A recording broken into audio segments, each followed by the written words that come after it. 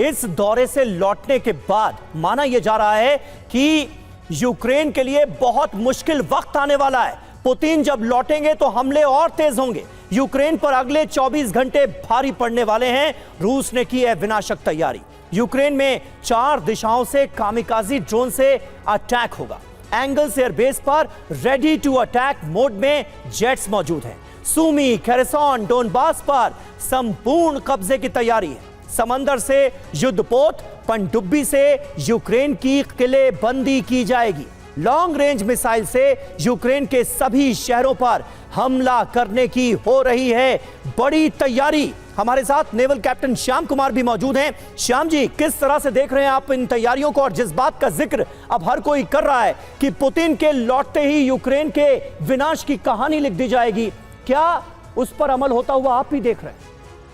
Putin कह रहे हैं कि आपकी बात मैं मानता हूं, अलास्का में जो हुआ और उसके बाद जो यूरोपियन यूनियन और जेलेंस्की अमेरिका गए उस पर नाराज हैं, लेकिन इस नाराजगी के आगे की बात की जाए तो पुतिन कह रहे हैं कि आप आगे बढ़ो, सिक्योरिटी गारंटी लगाओ, और ये जो कोलिशन ऑफ विलिंग कंट्रीज जो बात कर रहे हैं यूरोपियन यूनियन के कंट्री एक साथ मिलकर अमेरिका के साथ, उसके साथ आओ और मैं तैयार हूं परमानेंट सॉल्यूशन के लिए, लेकिन मुझे भी उस टीम में शामिल करो जहां पर की गारंटी की बात आती है। मैं भी उस टीम का सदस्य होना चाहता हूं। ये नहीं कि फ्रंट लाइन यूरोप रहे और आपको जो मन करना हो करो और आपकी आहट लगातार गूंजती रहे। तो ये उसी का प्रिक्लूड है। उसी के पहले ये भीषण पोस्चरिंग, मसल फ्लेक्सिंग और ये मनोबल तोड़ने की तैयारी। तो पुतिन बहुत शातिर खिलाड़ी हैं, उनको पता है कब किधर क्या करना है। उन्होंने अपना मनोबल बढ़ा लिया है, अपना वर्चस्व कायम किया चाइना जाके एससीओ मीट में, और उन्होंने अपनी ह्यूमैनिटेरियन जो ग्राउंड से कि मैं तो हमेशा से चाहता हूं कि युद्ध ना हो। क्यों हुआ था युद्ध, ये भी उन्होंने कहा अपने स्टेटमेंट में। वहां पे कूप होने वाली थी, वहां पे नाटो जबरदस्ती प्रवोक कर रहा था ये इसको लगातार क्रीमिया के पहले से, और बहुत रेस्ट्रेंट से 20 साल की नौकरी की है पुतिन ने रशिया की। चुपचाप देखते रहे वो। तो ये 91 से चल रहा है कहानी। उन्होंने एटॉमिक सारे उनके वेपन्स को खत्म किया और तब से बिल्कुल। और श्याम कुमार सर, आपने बड़ी सही बात की, और ऐसा लग रहा मेन जो कंटेंशन पॉइंट रहा, ऐसा लग रहा है कि बात बनते बनते बिगड़ गई सिर्फ सिक्योरिटी गारंटी, सुरक्षा गारंटी को लेकर। तो आप देखिए, देर रात यूक्रेन पर हुआ है भीषण हमला भी। यूक्रेन पर 150 से ज्यादा ड्रोन से अटैक किया गया। यूक्रेन के कई इलाकों में रॉकेट अटैक हुआ। ये देखिए आप, जेलेंस्की ने कहा अब तो रूस ने सारी हदें पार कर दी है। जाहिर सी बात है कि ये सब कुछ देखकर डोनाल्ड ट्रंप भी हैरान होंगे कि उन्होंने 15 अगस्त की अलास्का वार्ता की, इतनी मेहनत की, वॉशिंगटन में जेलेंस्की को बुलाया, यूरोपीय नेता वहां पर पहुंचे, लेकिन उसका हश्र हो क्या रहा है? तो आप देखिए, ऐसा लग रहा है कि और ज्यादा विध्वंसक और डेडली फेज में जो यूक्रेन वॉर है वो एंटर कर चुकी है। यूक्रेन में तबाही की रात क्यों साबित हुई? क्योंकि 12 घंटे में 150 से ज्यादा एक साथ ड्रोन अटैक हुए। 50 से ज्यादा रॉकेट से कई शहरों को दहला दिया है रूस ने। राजधानी कीव पर 12 से ज्यादा मिसाइल अटैक किए गए। सूमी, खेरसॉन में मेलारेस आर्टिलरी अटैक किया गया। डोनबास के कई इलाकों में गन फाइट आमने सामने की हो रही है। 24 घंटे में 1200 से ज्यादा यूक्रेनी सैनिकों की मौत हुई है।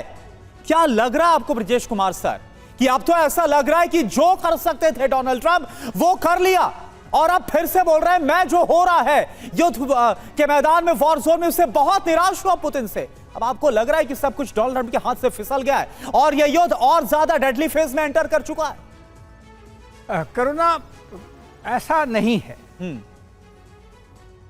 ये जो वॉर तो चल रहा है यूक्रेन और रशिया के बीच में, मगर बेसिकली ये कंटेस्ट है between western powers and Russia के बीच में। और इस वजह से ये मामला थोड़ा सा पेचीदा है, और जो लीडर्स कर भी रहे हैं वो भी उसमें उनके मैडनेस में एक मेथड है। ऐसी बात नहीं है कि वो सब यूं ही हरकतें कर रहे हैं। मेरा ये मानना है 2 चीज़ों पे जो संधि जो है वो नहीं हो पा रही है, उसके प्रेल्यूड ये देता हूँ जी। जितने भी सीज फायर हुए हैं दुनिया में आज तक, उसके बाद में उस दोनों देशों के बीच में बाउंड्री बदली नहीं गई है। हमारे पाकिस्तान के बीच में हो, नॉर्थ कोरिया साउथ कोरिया के बीच में हो, या गोलान हाइट्स पे हो, तो वेस्टर्न वर्ल्ड ये नहीं चाहता कि सीज फायर हो, मगर चाहता है शांति हो। और शांति की 2 शर्तें हैं, वो नहीं हो पा रही हैं। पहला है सिक्योरिटी गारंटी की यूक्रेन की, जो पेचीदा है, और दूसरा है टेरिटरी स्वैप की, जो 4 ईस्टर्न प्रोविंसेस में करीब करीब रशिया का कब्जा है। वो चाहते हैं कि नॉर्दर्न 2 जो हैं वो रशिया के पास जाए और सदर्न 2 है ज़ापोरिजिया और ये इनके पास में आए। तो ये पेचीदा है। क्यों पेचीदा है? क्योंकि रशिया का वार्म वाटर जो नेवल फ्लीट है वो ब्लैक सी से ही काम कर सकता है। तो उसको अगर आप दबा के रखेंगे, जो वेस्ट चलना चाह रही है, तो उनको दिक्कत है।